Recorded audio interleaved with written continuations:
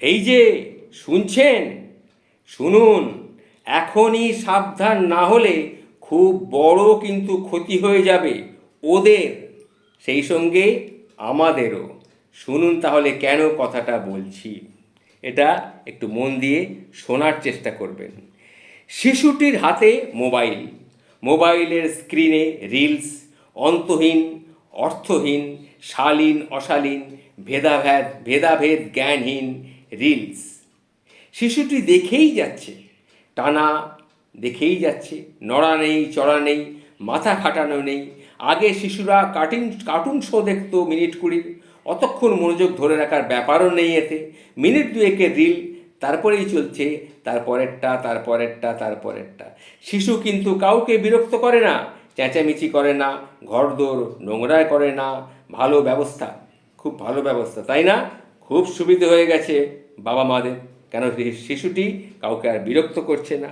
ভাবছেন খুব ভালো। আর তার মনের ভিতরে কি হচ্ছে? শিশুটি অপরিণত নিষ্পাপ কাদার তালের মতো যে কোনো ছাঁচে পড়ে তার রূপ ধারণ করার মতন একটা মন তার মধ্যে রয়েছে।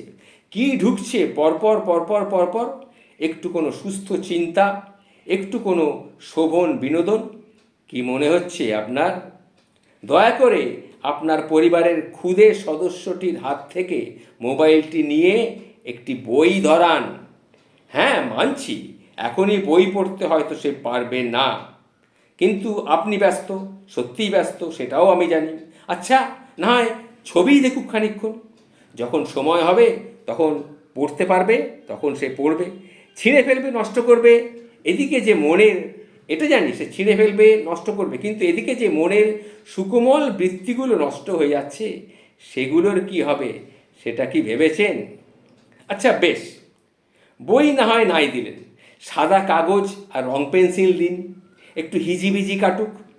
ঘর নোংরা হবে, বিশ্বাস করুন, ওর মনে যে নোংরা ঢুকছে তার চেয়ে বেশি নোংরা হবে না। আর না হলে ব্লকস দিন, কাঠের বা প্লাস্টিকের, মডেল ক্লে, তাও না পেলে সাবেক খেলনা বাটি, গাড়ি, পুতুল, কিছু না কিছু হাতে ধরিয়ে দেখুন না। মাথা খাটান, সে দেখুন মাথা দিয়ে মন দিয়ে নতুন কিছু, উদ্ভট কিছু সে হয়তো সৃষ্টি করতে পারে। আপনার শিশুটি আপনার, আপনার শিশুকে আপনি কিভাবে বড় করবেন সেটা আপনার ব্যাপার। সে বিষয়ে আমি সামাজিক মাধ্যমে উটকো লোক হয়ে একটা জ্ঞান দিতে চলেছি। এতে আপনার বিরক্তি উদ্রেক হতেই পারে, আমি মানছি আমার এই জ্ঞান দেওয়াতে আপনি হয়তো বিরক্ত হচ্ছেন।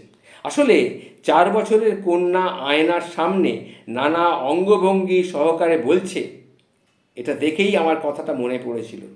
একটি 4 বছরের মেয়ে নানা অঙ্গভঙ্গি সহকারে মাকে বলছে, মা দেখো আমাকে কি চেকচি লাগছে, দেখো মা আমাকে কি চেকচি লাগছে। আর বাবা মা গদগদ হয়ে বলছে, দেখেছো দেখেছো কী সব বলে, কোথা থেকে এসব শিখলো গো, কে ওকে এসব শেখালো?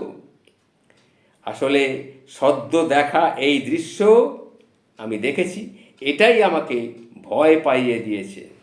এই যে কথাগুলি আমি আপনাদের সামনে তুলে ধরলাম, এটা আমি একটি তথ্য থেকে পেয়েছিলাম, একজনের লেখা তথ্য।